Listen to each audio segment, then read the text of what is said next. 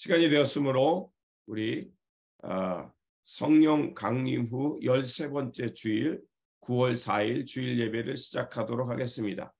우리 다 같이 조용히 기도 드리시겠습니다.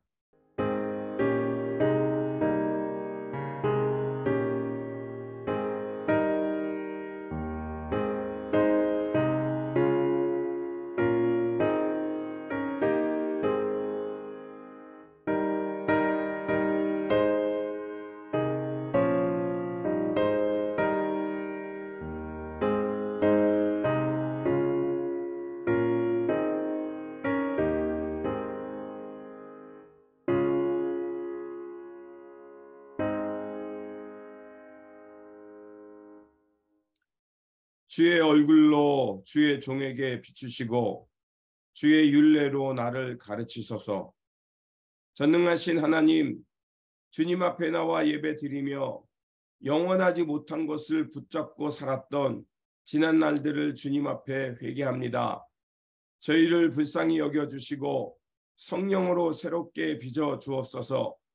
그래서 모든 삶의 영역에서 주님의 인도하심을 받으며 성령 충만함 속에서 복음을 전하며 하나님 나라의 사명을 완수하며 살게 하여 주옵소서. 우리 구주 예수 그리스도의 이름으로 기원하옵나이다. 아멘. 찬송가 88장, 예찬송가 88장입니다.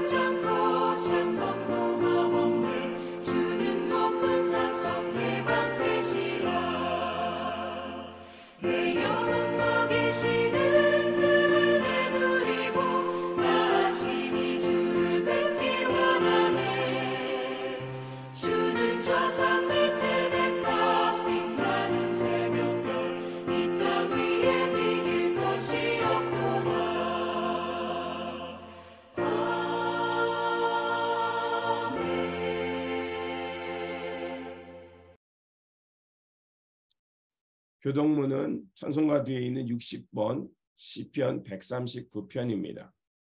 우리 언뮤트 하실 수 있는 분들은 언뮤트해서 우리 교대로 봉독하도록 하겠습니다. 여호와여, 주께서 나를 살펴보셨으므로 나를 아시나이다. 주께서 내가 앉고 일어섬을 아시고 멀리서도 나의 생각을 밝히 아시오며 나의 모든 길과 내가 눕는 것을 살펴보셨으므로 나의 모든 행위를 익히 아시오니 여호와여, 내 혀의 말을 알지 못하시는 것이 하나도 없으시니이다. 내가 주의 영을 떠나 어디로 가며 주의 앞에서 어디로 피하리이까?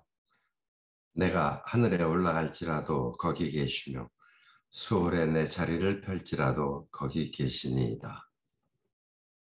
내가 새벽 날개를 치며 바다 끝에 가서 거주할지라도 거기서도 주의 손이 나를 인도하시며 주의 오른손이 나를 붙드시리이다. 하나님이여 나를 살피사 내 마음을 아시며 나를 시험하사 내 뜻을 아옵소서. 내게 무슨 악한 행위가 있나 보시고 나를 영원한 길로 인도하소서. 아멘. 우리 다 같이 사도신경으로 우리의 신앙을 고백하도록 하겠습니다. 나는 전능하신 아버지 하나님, 천지의 창조주를 믿습니다. 나는 그의 유일하신 아들 우리 주 예수 그리스도를 믿습니다. 그는 성령으로 잉태되어 동정녀 마리아에게서 나시고 본디오 빌라도에게 고난을 받아 십자가에 못 박혀 죽으시고 장사된 지 사흘 만에 죽은 자 가운데서 다시 살아나셨으며 하늘에 오르시어 전능하신 아버지 하나님 우편에 앉아 계시다가 거기로부터 살아있는 자와 죽은 자를 심판하러 오십니다.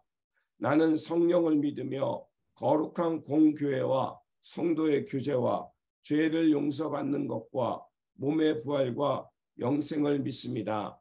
아멘. 이 시간 우리를 대표하여 조병모 권사님께서 대표 기도해 주시겠습니다. 우리 삶의 주인 되시는 하나님 아버지, 감사와 찬양과 영광을 돌립니다. 복된 주님의 날을 맞아 부족한 우리로 기쁨으로 주님 앞에 무릎 꿇게 하심을 감사드립니다. 허물 많은 죄인이건만 주님의 은혜를 힘입어 주님께서 특별히 사랑하는 자녀로 불러주셨음을 믿고 감사드리옵나이다. 주님의 사랑과 가르침을 준행하기보다는 육신의 정욕으로 인하여 우리의 생각과 판단대로 세상과 타협하며 살아왔음을 고백합니다. 이 시간 주님의 긍휼하심만을 의지하고 나왔사오니 주님의 보혈로 정결케 하시고 성령의 기름으로 새롭게 타오르게 하여 주시옵소서. 우리 하나님께서 창조하시고 보시기에 참 좋았더라 하시던 이 세상이 점점 더욱더 어두워지고 견디기 어려울 만큼 황폐하고 횡폭해지고 있습니다. 믿음이 약한 우리는 어떤 방패, 어떤 날개 밑으로 피해야 할지 모르고 있사오니 주여, 이제 우리에게 오셔서 약한 것을 강하게 하시고 두려움을 평강으로 인도해 주시고 무너지고 있는 마음에 굳건한 소망을 주시옵소서. 크나큰 주님의 권능으로 세상을 지켜주시고 아침마다 떠오르는 태양처럼 청명한 세상을 더할 수 없는 감사함으로 살게 하여 주시옵소서. 아버지, 바라옵기는 세상의 모든 지도자들에게 하나님의 뜻과 섭리를 볼 수 있는 지혜를 주셔서 하나님을 경외하며 백성을 위해 봉사하는 지도자가 되게 하시옵고 세상의 모든 교회는 주님만을 섬기고 주님의 말씀대로만 행하는 교회가 되게 하여 주시옵소서. 어려운 처지에 이웃을 지켜주시고 우리에게 그들과 더불어 살아갈 수 있는 사랑의 용기를 더하여 주시기를 기원합니다. 하나님의 백성이 드릴 수 있는 기도 중에 가장 인간적이고 순결한 기도는 바로 다른 사람들을 위하여 간구하는 기도이며 이 중보 기도가 제일 먼저 주님께 상달되는 줄 아오니 깊은 마음에서 우러나오는 순수한 사랑의 마음으로 이웃과 세상과 또 미래를 위하여 기도하는 백성들이 되게 하여 주시옵소서. 십자가를 만난 주님의 제자들이 마땅히 올려야 하는 기도를 드림으로 세상이 변화되는 기적을 이루며 우리가 있는 이곳에서 주님 이루신 새 하늘과 새 땅, 새 예루살렘을 경험하게 하여 주시기를 간절히 원하옵나이다. 하나님 아버지, 우리 배달의 공동체를 지금까지 붙들어 인도해 주심을 감사드립니다. 이 지역에서 가장 찬란한 구원의 빛이 되게 하시고 하늘 아버지의 향기로운 사랑을 나누는 교회, 사명을 성실하게 감당하는 교회, 하나님의 뜻 안에서 세상을 이끌어가는 교회가 되게 하옵소서. 이 시간 고개 숙인 사랑하는 성도들의 소원과 간구에 귀 기울여 주시옵고 걱정과 우려하기보다 주님의 신실하심과 인자하심에 언제나 의지하게 하옵소서. 이 예배에 함께 하시는 하나님께서 이 특별히 사랑하시는 자녀들에게 영원히 목마르지 않는 생수가 흘러넘치는 것 같은 여호와 일의 은혜를 내려 주시옵소서. 오늘도 살아 역사하시며 구원자가 되시는 예수 그리스도의 이름으로 기도합니다. 아멘.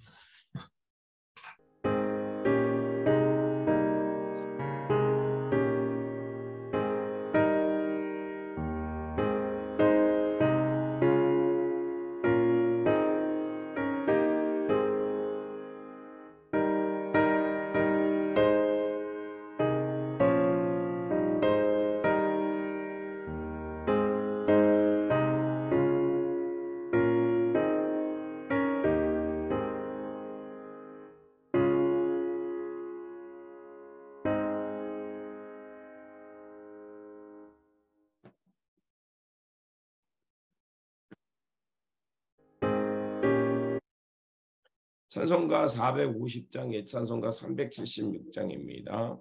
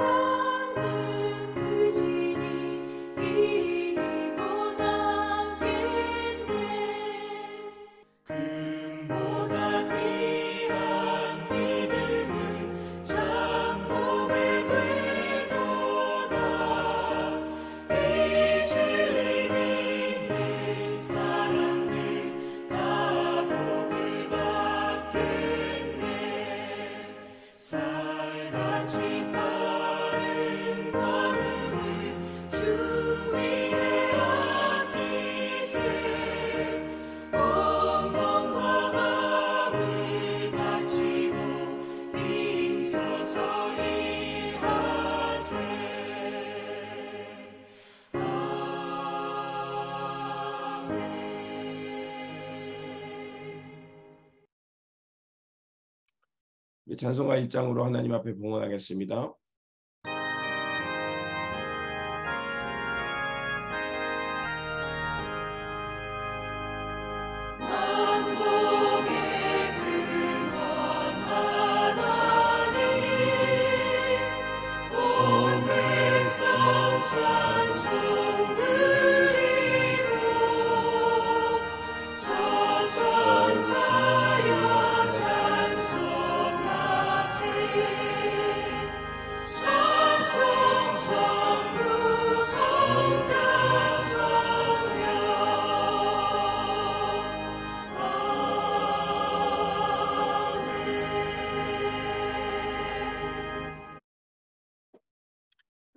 풍족한 은혜를 날마다 내려주시는 하나님, 주님의 돌보심 가운데 이 땅의 삶을 살게 하시니 감사를 드립니다.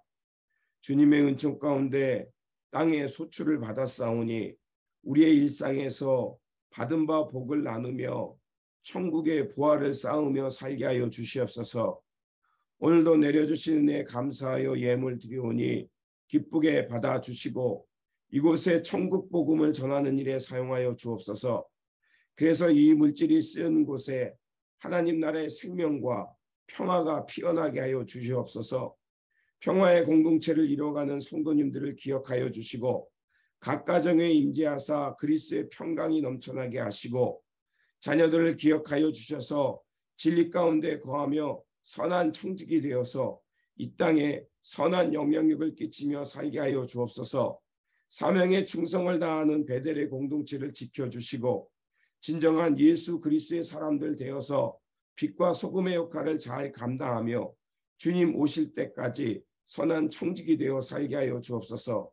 우리 구주 예수 그리스도 이름으로 기도드립니다. 아멘.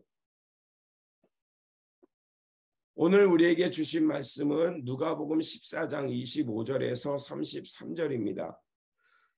우리 언뮤트 하실 수 있는 분들은 언뮤트해서 교대로 봉독하도록 하겠습니다. 오늘 우리에게 주신 말씀 누가복음 14장 25절에서 33절입니다. 수많은 무리가 함께 갈새 예수께서 돌이키사 이르시되 물은 내게 오는 자가 자기 부모와 처자와 형제와 자매와 더욱이 자기 목숨까지 미워하지 아니하면 능히 내 제자가 되지 못하고 누구든지 자기 십자가를 지고 나를 따르지 않는 자도 능히 내 제자가 되지 못하리니라.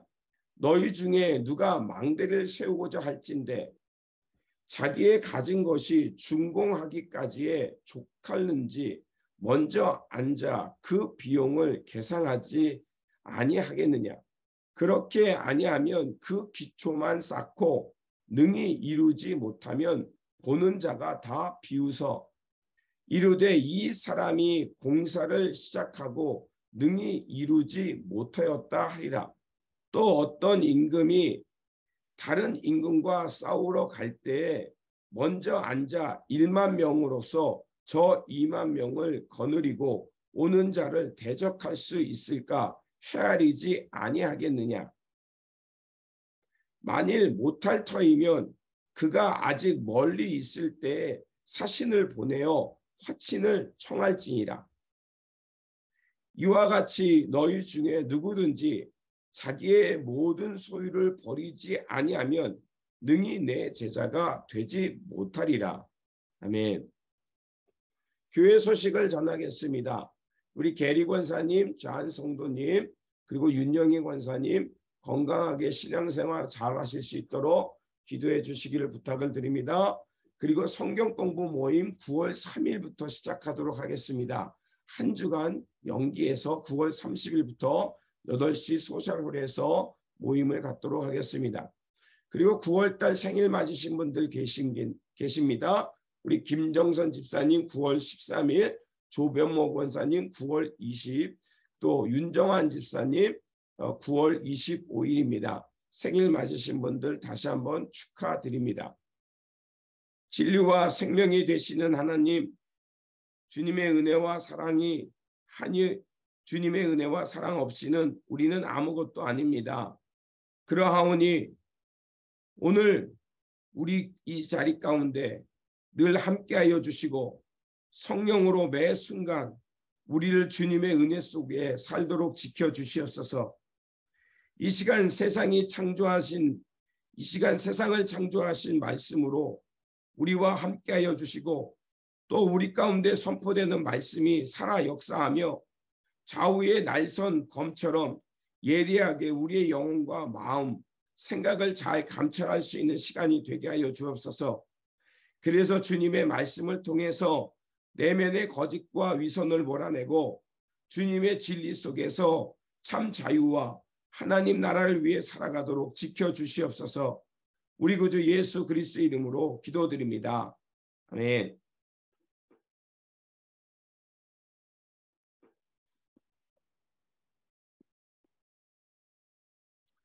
오늘 설교 제목은 제자가 되는 길입니다. 오늘 말씀은 참 제자가 되는 길이 무엇인지 우리에게 가르쳐주는 말씀입니다. 다른 말로 하면 어떻게 하면 행복한 제자가 되어서 주님을 따라 하나님 나라를 살아갈 수 있을까에 대한 가르침의 말씀입니다. 문제는 예수님의 가르침이 녹록지 않다는 것입니다. 주님은 당신의 제자가 되려는 사람들에게 세 가지를 미워하라고 말씀하십니다. 첫째는 부모와 처자이고, 둘째는 형제와 자매이고, 셋째는 자기 목숨입니다. 33절을 보면 그렇게 주님을 위해서 다른 이런 것들을 미워하지 않으면 주님의 제자가 될 수 없다고 말씀하십니다. 33절 말씀을 보면 이와 같이 너희 중에 누구든지 자기의 모든 소유를 버리지 아니하면 능히 내 제자가 되지 못하리라. 그러니까 주님의 말씀을 요약하면 가족, 목숨, 소유를 버리지 않으면 당신의 제자가 될 수 없다는 것입니다. 하지만 가족, 목숨, 소유는 우리가 이 땅에서 살아가는 데 있어서 아주 기초적인 행복의 조건입니다. 그런데 예수님께서는 이런 행복의 조건을 미워하라고 말씀하십니다. 그렇지 않으면 주님의 십자가를 지고 주님을 따라 바르게 살아갈 수 없다고 말씀합니다. 어떻게 해야 하겠습니까? 여러분은 이 말씀을 그대로 순종하면서 무조건 가족, 목숨, 소유를 미워하며 살아가는 것이 그 정답일까요? 또한 예수님은 왜 이렇게 말씀하셨을까요? 예수님께서 이렇게 말씀하신 데에는 이유가 있습니다.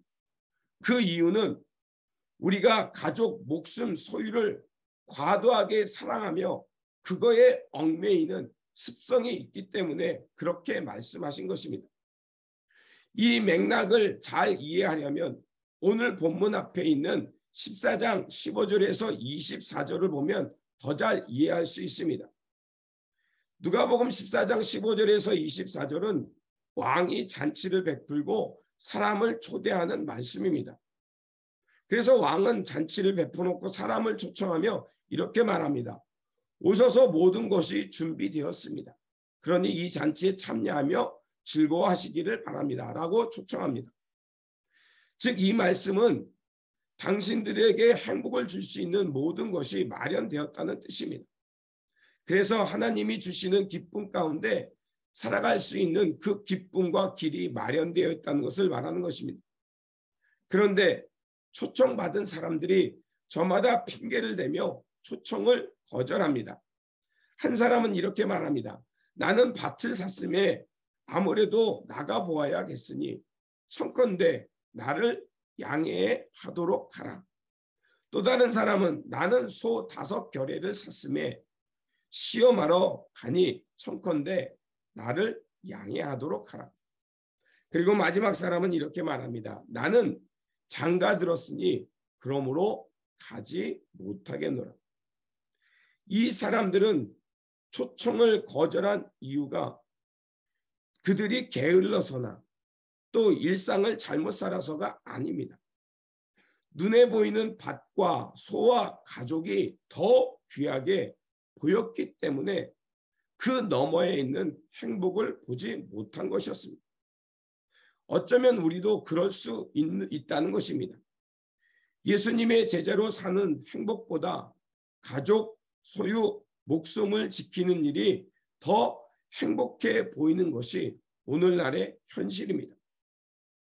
그래서 주님의 길을 따르기보다는 오늘 지금 눈에 보이는 가족, 소유, 목숨 이런 행복의 조건을 따라가는 경우가 많이 있습니다. 이 사람들이 비인격적이거나 불성실한 사람들이 아니었습니다. 일부러 잔치 초청을 거부한 것도 아니었습니다. 문제는 잔치에 참여하기보다는 일상에 그것이 더 소중하게 보였던 겁니다. 일상 때문에 그 너머에 있는 천국의 기쁨을 거절한 것입니다. 그 후에 어떻게 되었나요? 진정한 행복과 기쁨을 맛보는 사람들은 유대인들이 아니라 이방인들이 되었다는 것을 우리가 알 수가 있습니다. 마태복음 21장 31절에 보면 이렇게 되어 있습니다. 그들 중에 누가 아비의 뜻대로 하였느냐? 가로되 둘째 아들이니이다.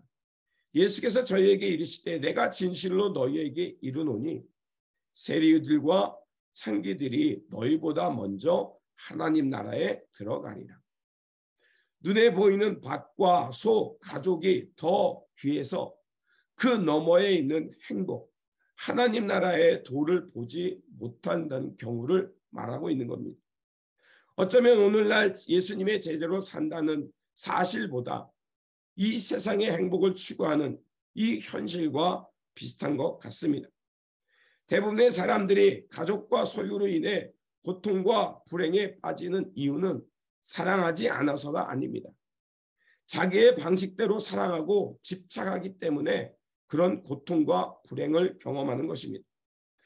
역설적이게도 대부분의 사람들이 고통과 불행에 빠지는 이유는 가족 소유 목숨에 집착하기 때문입니다. 예수님께서는 바로 이런 모순과 역설을 보셨기 때문에 오늘 본문을 이렇게 말씀하신 것입니다. 예수님께서는 진정한 행복, 하나님 나라의 그 진정한 행복을 맛보며 예수 그리스도를 따르는 제자됨에 있어서 우리가 빠질 수 있는 위험에 대해서 말씀하고 있는 것입니다. 우리가 빠질 수 있는 위험은 바로 지나친 가족 사랑, 빗나간 자기 사랑, 또 소유에 집착하다 보니까 하나님 나라를 잃어버리게 된다는 것입니다. 그렇다면 어떻게 해야 할까요? 바로 그 길은 하나님과 바른 관계를 설정하는 것입니다.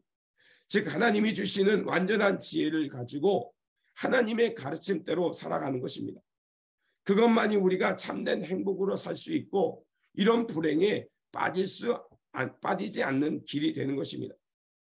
우리에게 소중한 행복의 요소들인 그것들이 우리를 불행하게 만들지 않는 것은 바로 그것들이 악해서가 아니라는 것입니다. 바로 우리가 그것을 대하는 기준점과 표준이 잘못 설정되었다는 것입니다. 즉 나의 미성숙한 가족사랑, 그것 때문에 하나님을 등한시하고 나의 유일한 목숨을 그것에 대해서 잘못 이해했기 때문에 영원한 하나님이 주시는 영원한 생명을 희생시킵니다. 덧없이 없어질 것을 대해서 그만 하나님 나라를 희생시키기 때문에 그렇습니다. 그렇기 때문에 이런 잘못된 빗나간 집착과 사랑 때문에 결국 우리는 소중하게 행복하게 요소였던 것들이 고통과 불행의 원인이 되는 것입니다. 그렇게 우리는 가족사랑, 목숨, 소유를 사랑한다는 미명 안에 끊임없이 하나님 나라의 기쁨을 희생하고 하나님을 외면하는 경우가 있는 것입니다. 그래서 주님께서 가족과 목숨 또 소유를 미워하라는 것은 어떤 의미일까요? 그러면 그것들을 미워하라는 뜻은 원어로 보니까 미세오로 되어 있습니다. 이것의 본 뜻은 덜 사랑하다, 분리하다는 의미로 사용되어 있습니다. 그것이 어떤 의미인지 잘 알 수 있는 것이 창세기 29장 31절에서 레아가 남편 야곱의 사랑을 받지 못하는 구절에서 볼 수가 있습니다. 야곱이 레아를 미워한 것이 아니라 라헬을 레아보다 더 사랑했다는 뜻입니다. 그러니까 주님께서 오늘 본문 말씀 속에서 자기 부모와 처자식과 형제 자매를 자기 목숨까지 미워하라는 이 말씀은 결국 목숨, 자기 부모, 형제 자매를 하나님보다 덜 사랑하라는 뜻입니다. 그렇게 해야만이 주님의 진정한 제자가 되고 하나님의 기쁨 가운데 주님의 길을 따라 살아갈 수 있다는 것입니다. 언제나 예수님께서 하신 메시지의 핵심은 하나님의 나라입니다. 예수님께서 공생애를 시작할 때부터 또 마무리할 때까지 바로 하나님 나라가 가까이 왔음을 알고 돌이켜서 이 하나님 나라의 기쁨을 차지하라는 것이었습니다. 그래서 그 길을 마태복음 6장 33절은 무엇을 먹을까, 무엇을 마실까, 무엇을 입을까 염려하지 말고 그런 염려는 이방 사람들이 하는 것이니 하나님의 백성인 너희는 먼저 하나님 나라와 그 의를 구하라. 그러면 이 모든 것을 너에게 더해 주신다고 말씀하셨습니다. 결국 하나님 나라의 진정한 행복과 기쁨, 그리고 하나님 나라를 따라가는 삶은 먼저 하나님 나라와 의를 구할 때 우리 가운데 이루어진다는 것입니다. 결국 무엇을 먹을까, 마실까, 입을까, 그런 염려, 가족과 자기 연민에 빠지는 것은 결국 하나님 나라로부터 멀어지는 삶이라는 것입니다. 그렇기 때문에 그것을 하나님 앞에서 덜 사랑하는 것, 하나님 앞에서 그것을 분리시킬 때 우리는 바로 하나님 앞에서 바르게 살아갈 수 있다는 것입니다. 가족을 미워하라는 이 말씀은 전적으로 가족을 미워하고 부정하라는 말씀이 아니라 하나님 사랑을 먼저 하라는 것입니다. 주님을 사랑하며 주님의 뜻을 먼저 생각하게 되면 결국 소유와 가족과 그 나의 나까지도 바른 관계를 맺으면서 하나님의 기쁨 가운데 주님을 따라 살아갈 수 있다는 것입니다. 오늘날 가정에서 겪는 그 위기와 불행의 요소는 무엇입니까? 가족을 사랑하지 않아서가 아닙니다. 가족 사랑을 절대화했기 때문에 그렇습니다. 즉 가족 사랑을 우상화했기 때문에 하나님보다 그것을 더 사랑하게 되고 하나님을 외면하고 가족을 우선하기 때문에 하나님 나라를 잃어버린 것입니다. 또 다른 문제는 뭐냐? 그리스도인 된 사람조차도 하나님 나라를 경험하지 못한 데 있다는 것입니다. 그러한 까닭에 많은 그리스도인들은 그리스도인이 되었다고 하면서도 하나님 나라를 막연한 기대의 미래의 사건 혹은 죽음 너머에 있는 세계 관념 정도로 생각합니다. 그러다 보니까 이 세상에서 겉돌게 되고 하나님 나라와 아무 상관없는 것에 집중하며 집착하며 살아가게 됩니다. 이러한 문제에서 벗어나는 길은 무엇이냐? 결국 자기의 십자가를 지고 주님을 따를 때 우리는 하나님과 바른 관계를 맺으며 하나님이 주시는 기쁨 가운데 하나님 나라를 살아갈 수 있는 것입니다. 그래서 오늘 본문 27절은 우리에게 이렇게 가르쳐주고 있습니다. 누구든지 자기 십자가를 지고 나를 따르지 않는 자도 능히 내 제자가 되지 못하리라. 즉 주님 자기 십자가를 지지 않으면 하나님 나라의 기쁨을 맛보지 못하고 하나님 나라를 잃어버린 자가 된다는 것입니다. 여러분, 십자가 하면 어떤 생각이 드십니까? 십자가 하면 흔히들 질병, 문제, 실패, 고통으로 생각합니다. 그래서 원치 않는 것이 십자가라고 생각합니다. 그런데 성서가 말하는 십자가는 그런 것들이 아닙니다. 우리 인생에서 겪는 생로병사의 고난이 아니라 결국 내가 스스로 지기로 작정한 선택을 의미합니다. 강요에 의해서가 아니라 바로 주님이 짊어지셨던 십자가를 우리도 짊어지는 것입니다. 주님의 십자가는 어떤 십자가였습니까? 주님의 십자가는 인류를 구원하는 십자가였습니다. 주님의 십자가는 대속의 제물이 되어서 많은 영혼에게 생명을 주는 십자가였습니다. 주님의 십자가는 우리로 하여금 인류로 하여금 참 생명을 얻고 또 우리로 하여금 하나님 나라의 기쁨 가운데 살게 하는 십자가였습니다. 그렇습니다. 주님의 십자가는 이 땅에 하나님 나라를 가져오는 십자가였습니다. 그렇기 때문에 주님께서 말씀하시는 자기의 십자가라는 것은 바로 억지로 고난과 질병, 문제 이런 것들이 아니라 결국 하나님 나라를 바라보면서 하나님의 나라의 그 유익과 하나님 나라의 기쁨을 행해서 내가 스스로 짊어지는 십자가였습니다. 그래서 예수님의 십자가는 자발적인 선택의 십자가였습니다. 주님의 십자가는 어떤 보상이나 대가를 바라지 않는 십자가였습니다. 그래서 주님의 십자가, 또 우리가 짊어지는 이 십자가는 억지로 체면 때문에 지는 십자가가 아니라 하나님 나라를 이 땅에 가져오고 하나님의 기쁨으로 살아가게 하는 자유와 해방, 희생의 십자가였던 것입니다. 이런 자발적인 십자가를 짊어질 때 우리는 하나님 나라의 기쁨 가운데 참된 하나님 나라를 살 수 있다는 것입니다. 이것을 알 수 있는 것이 한 예가 바로 우리가 아이를 키우는 기쁨입니다. 비록 다는 아니지만 우리가 아이를 키울 때 그 아이를 키울 때 어떤 보상이나 대가를 바라며 키우지 않습니다. 그저 내 아이니까 내가 자발적으로 희생하면서 돌보면서 내 아이가 커가는 것을 기뻐합니다. 그리고 내 아이가 잘 자라고 건강하게 자라가는 것을 바라보며 보람돼야 합니다. 바로 이것이 주님이 짊어지신 십자가입니다. 주님의 십자가는 나의 유익을 내려놓고 타인의 유익을 추구하는 십자가이며, 나의 유익을 내려놓고 타인의 생명을 구원하는 십자가였습니다.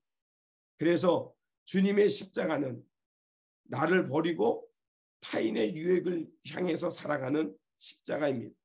그래서 주님께서 이런 타인의 유익을 구하며 하나님 나라의 기쁨을 가져가는 그 십자가의 삶에 대해서 오늘 본문 후반부에 두 가지 예증을 통해 말씀하고 있는 것입니다. 하나님 나라를 향해 이루고 또 주님의 나라를 향해서 나아가는 삶은 어떤 이론이나 추상적인 세계가 아니라 오늘 현실 속에 우리가 생생하게 경험하며 우리가 실천해야 된다는 것입니다. 그것은 무엇이냐? 자기의 희생과 또 때로는 비용을 아끼지 않은 애씀이 필요하다는 것입니다. 본문 28절에서 32절에 보면 망대의 이야기와 전쟁을 준비하는 임금의 이야기가 나옵니다. 망대라는 건 뭡니까? 우리 일상 속에서 흔히 보는 건물을 건축을 말합니다. 그런데 망대나 전쟁을 치르는 사람이 있어서 비용을 계산하지 않는 사람이 어디 있겠습니까? 내가 망대를 완성하고 전쟁을 치러가는 데 있어서 그것을 승리로 이끌고 건물을 완성하는 데 있어서 사람들은 그것을 철저하게 준비하면서 비용이 얼마가 들지를 예상해서 비용을 준비하고 그것을 그래서 마침내 그것이 완성되고 전쟁에서 승리하도록 합니다. 예수님을 믿는 데는 비용이 들지 않습니다. 하지만 예수님을 따라 사는 데는 비용, 즉 희생이 따른다는 것입니다. 주님께서 이 말씀을 한 것은 순간적인 감성이나 순간적인 열성주의에 빠져서 막연한 기대감에 이끌려 살지 말라는 것입니다.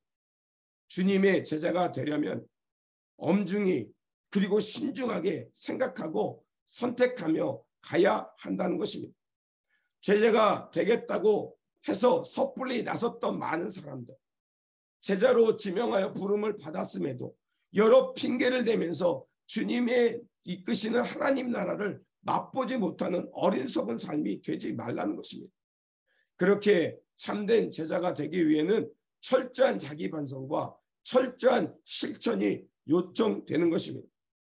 은혜가 값비싼 이유는 무엇입니까? 하나님께서 우리를 지명하여 먼저 불러주셨고 그리고 우리로 하여금 눈과 귀를 열어주셔서 하나님 나라의 참된 기쁨과 하나님 나라의 참된 행복을 맛보게 해 주셨기 때문입니다. 그런 까닭에 우리는 진노에서 벗어나서 하나님의 사랑받는 자녀답게 이제는 새 역사, 새 생명, 하나님 나라의 의를 향해 살아갈 수 있는 자녀로 변화된 것입니다. 이것은 하나님께서 자신의 아들을 희생시키셔서 우리를 구원하셨기 때문입니다. 그런데 이 값비싼 은혜가 왜 값싼 은혜가 되었을까요? 오늘날 하나님의 은혜라 왜 이렇게 사람들의 조롱의 거리가 되었을까요? 그에겐 이유가 있습니다. 바로 하나님의 값비싼 은혜를 입은 사람들이 참된 회개가 없기 때문에 그렇습니다. 교회에서도 하나님 나라를 향한 치리가 없기 때문에 그렇습니다. 많은 사람들은 하나님의 은혜를 받았다고 하면서 그 사람들이 하나님으로부터 복을 받았다고 하면서도 이웃들과 나누지 않고 인색하게 되었습니다. 그저 복받는 것, 번영하는 것, 십자가의 길이 없는 번영과 풍요만 추구하고 예수 그리스도의 그 자발적 선택과 타인의 유익을 위한 삶의 십자가는 버려버리고 욕망 충족을 향한 기복적 신앙만 남았기 때문에 그런 것은 아닐까요? 기복 신앙은 잘못된 거 아닙니다. 그런데 기복 신앙만 추구하는 것은 잘못된 것입니다. 그렇다면 주님의 참된 제자가 되기 위해서 우리가 준비해야 할 것은 어떤 것입니까? 바로 미워할 것은 미워하고 분리할 것은 분리해야 합니다. 빗나간 가족사랑, 빗나간 자기 집착, 빗나간 소유에 대한 집착, 이런 것들은 우리 안에서 미워하고 분리시켜야 합니다. 그리고 하나님과 지금 내가 바른 관계를 설정하고 있는지 점검해 보아야 합니다. 즉 하나님께서 주시는 지혜를 가지고 하나님의 가르침대로 바르게 살고 있는가? 우리가 하나님의 말씀을 따라 지금 하나님 나라의 기쁨을 향해서 자발적 선택과 유익을 향해 살고 있는가? 점검해 보아야 한다는 것입니다. 그럴 때 우리는 하나님께서 만들어 놓으신 그 하나님의 나라의 기쁨, 그 속에서 참된 행복을 맛보며 주님을 따라 살아갈 수 있을 것입니다. 그래서 오늘 이런 새로운 창조의 길을 예레미야 선지자는 이렇게 말하고 있습니다. 예레미야 18장 1절에 4절에 보면 하나님께서 어느 날 예레미야에게 나타나셔서 말씀하십니다. 그리고 이렇게 말합니다. 너는 일어나 토기장의 집으로 내려가라. 내가 거기서 내 말을 내게 들려주리. 자, 그리고서 하나님은 예레미야를 이끌고서 토기장의 집에 갑니다. 자, 그곳에 가서 예레미야가 보니 이렇게 되어 있습니다. 내가 토기장의 집으로 내려가서 본즉 그가 농로를 일하는데 진흙으로 만든 그릇이 토기장의 손에 터짐에 그가 그것으로 자기 의견에 좋은 대로 다른 그릇을 만들더라. 예수님께서 왜 예레미야로 토기장의 집에 내려가라고 하셨을까요? 바로 토기장의 손에서 뒤틀리고 망가졌던 그릇이 다시 토기장의 손에 의해서 좋은 그릇으로 다른 그릇으로 빚어진 것을 보게 하셨던 것입니다. 하나님은 빗나간 가족사랑, 빗나간 자기사랑, 빗나간 소유에 대한 집착에서 망가지고 또 빗나갔던 이스라엘을 하나님께서 친히 다시 빚어 가시겠다는 것을 말씀하는 것입니다. 여호와의 말씀이 이스라엘 족속들을 토기장이 그 진흙이 토기장이 속에 있는 것처럼 하나님께서 그 백성들을 다시 새롭게 빚어 주시겠다는 것을 말씀하는 것입니다. 이스라엘 민족이 토기장의 손에서 진흙처럼 주님 손 안에서 새롭게 만들어진다는 것을 말하고 있는 것입니다. 그렇습니다. 우리도 마찬가지입니다. 우리의 삶이 매일매일 토기장의 손에 맡겨져야 합니다. 즉 우리의 삶의 자리가 주님 손에 맡겨져야 합니다. 그리고 매일 부서져야 하고 우리가 이렇게 매일 주님 손에 맡겨서 부서질 때 우리는 새롭게 만들어질 줄 믿습니다. 그러면 우리가 주님 손에 맡겨서 새롭게 빚어지면 어제보다 오늘이 더 나은 나, 그리고 오늘이 또 내일이 오늘보다 더 나은 자로 주님 손에서 빚어져서 그리스도의 완전한 작품이 될 것이라 저는 믿습니다. 주님의 제자, 주님의 따르는 사람이란 바로 주님 손에 다시 빚어지는 사람이라는 것입니다. 무익했던 사람이 하나님의 말씀과 성령으로 다시 빚어지는 것입니다. 그럴 때 우리는 주님의 십자가를 지고 자발적으로 순종하면서 사람의 유익, 다른 사람의 유익을 구하며 하나님 나라의 생명을 향해 살아갈 수 있는 것입니다. 그렇다면 여러분 어떻게 실천하며 참된 제자로 살아갈 수 있을까요? 오늘보다 더 나은 나, 또 내일이 오늘보다 더 나은 사람이 되기 위해서는 어떻게 해야 할까요? 두 가지만 기억하시기 바랍니다. 첫째로 여호와의 말씀을 매일 청종하는 겁니다. 예레미야서 18장 10절에 보면 이렇게 되어 있습니다. 만일 그들이 나 보기에 악한 것을 행하여 내 목소리를 청종하지 아니하면 내가 그에게 유익하게 하리라 하고 한 복에서 대하여 뜻을 돌이키리라. 이 말씀은 뭡니까?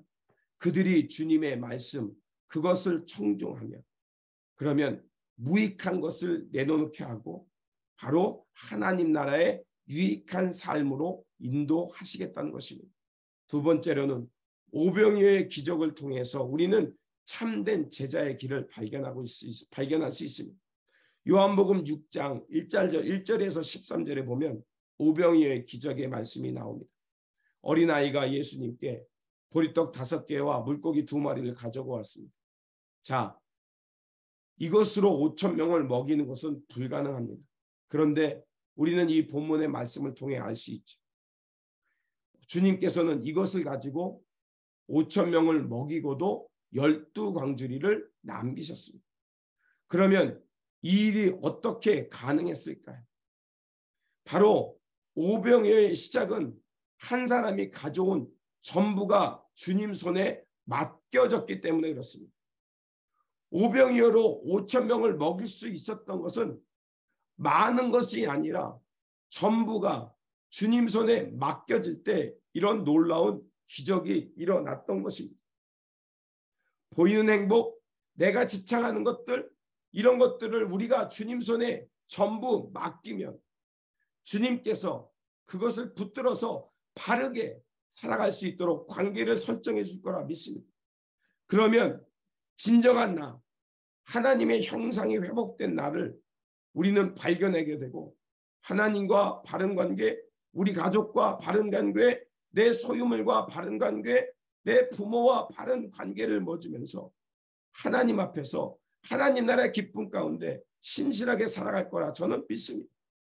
우리가 주님 손에 맡겨져서 바르게 빚어져서 바르게 태어난다면 틀림없이 빗나가고 집착했던 존재에서 벗어나서 태초에 하나님께서 사람을 창조하실 때 그에게 주셨던 하나님의 형상이 드러나는 형상이 있는 존재가 될 것이라 믿습니다.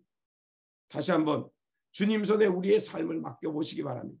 이렇게 맡겨봄을 통해서 하나님께서 태초에 인간을 창조하실 때 그 아담이 에덴 동산에서 마음껏 뛰어놀았던 그런 하나님 나라의 형상을 회복하면서 참된 기쁨을 맛보며 살아가시길 바랍니다.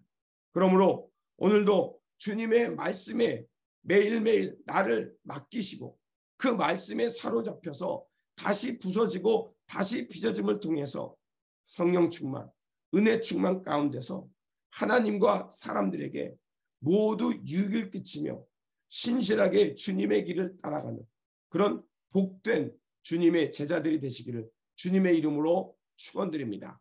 기도하겠습니다. 역사의 주관자가 되신 하나님, 주님께서는 우리를 부르셔서 주님의 참된 제자로 삼아 주셨습니다. 주님의 제자의 길은 무엇보다도 하나님 나라와 의를 먼저 구하는 삶이었습니다. 주님께 기도하오니 성령의 지혜를 주시어 주님 손에 붙들어 살면서 이 시대를 잘 분별하며 주님의 부르심에 핑계치 않게 하시고 철저한 자기 반성과 실천을 통하여 주님의 십자가를 스스로 지고 하나님과 사람들에게 유익을 끼치며 살아가게 하여 주시옵소서. 성부 성자 성령이신 우리 구주 예수 그리스도의 이름으로 기도드립니다. 아멘. 찬송가 461장, 예찬송가 591장입니다.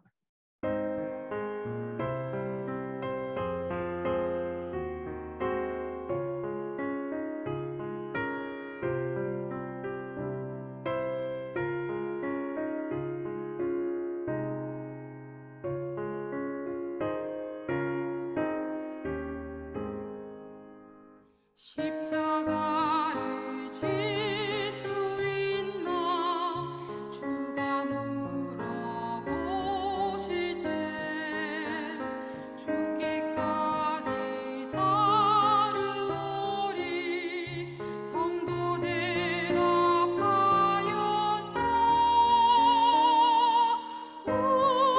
우리의 심령 주의 것이니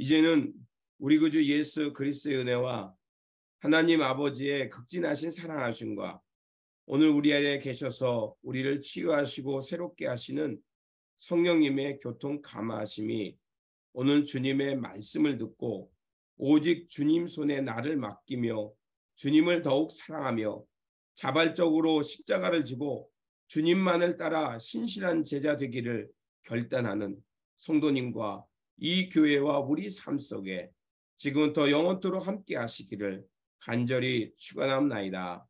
아멘.